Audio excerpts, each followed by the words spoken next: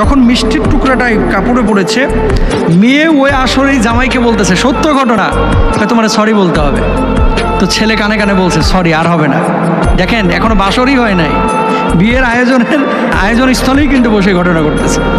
একবার সরি বলছে, কয় না 3বার বলতে হবে। 3বার সরি বলছে, কয় না সমস্ত মানুষের সামনে 3বার তোমার সরি বলতে হবে, না হলে কিন্তু আমি ছাড়তেছি না। কে বলতেছে?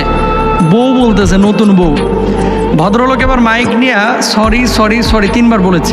বলার পর বলতেছে আমার আরেকটু কথা আছে। কয় কি কথা? কয় 1 তালাক, 2 তালাক, 3 তালাক, একেবারে 22 তালাক।